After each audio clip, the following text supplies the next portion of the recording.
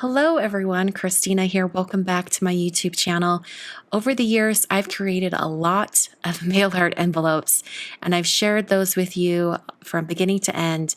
But one question that keeps coming up is, how do I use the envelope punch board to make an envelope? And I don't need to see your design. I just want to know how to make the envelope.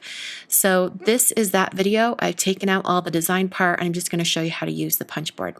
So this is the 123 punch board from We Are Memory Keepers. This is the gray version that they no longer sell. They do have a new version that's white colored, but it has the same exact function. On the inside of the punch board, you have a guide here with instructions for making envelopes and bows and boxes. I'm only going to be referring to this blue section for the envelopes today, and it gives you all the measurements you need to make your envelope for various sizes of envelopes. So I'm going to be showing you how this works. Now here's the swing out arm, and I use that for larger envelopes, and that's why I prefer this punch board over just the envelope punch board. This is the 123 punch board. You've got two score lines on the side, score line A and score line B, and we're only going to be using score line A today.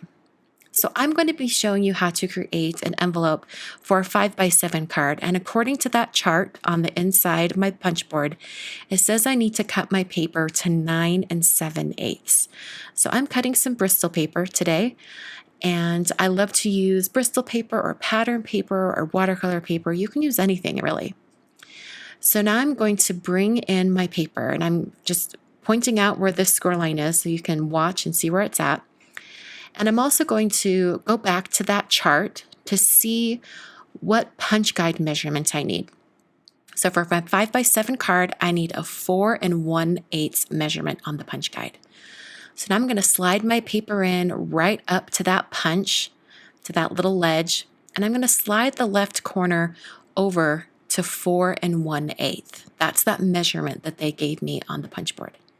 I'll use my hand to punch down onto the paper. And now I'm going to use this score line down at the bottom. Remember, this is envelope score line A. It's the bottom-most score line. And I'm using the bone folder that comes with the punch board. I find that it works great. I don't need to use a different one. And just score that up to the top. So now I'm going to rotate this counterclockwise and slide it back into my punch board. I'm going to line up my score line that I've already created with the envelope score groove on the left side of the punch board.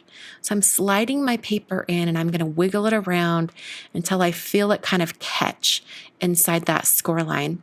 There's also that little nub on the punch right there on the far left that kind of lines up with the score line as well. So if you don't feel that groove as much, you can also line it up to that little nub.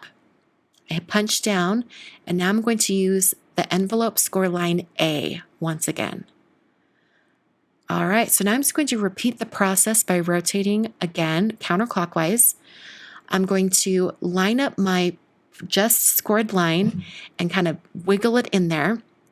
And also take note, that top corner has returned to 4 1/8.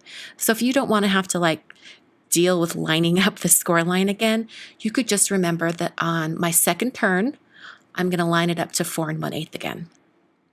All right, so I'm going to rotate it the last time, lined up my score line, kind of felt for that groove, punched and scored. So now the basic envelope is created, but there are a couple, or just one feature really, that's also on this punch board that can help make your envelope look a little bit more finished. And that's by rounding the corners. So at the top half of this punch, you have two different things. You've got a corner rounder and a corner slitter. The other one, like the corner rounder is what I'll use today. The other one's used for the boxes and bows that, are also shown on the front of this punch board.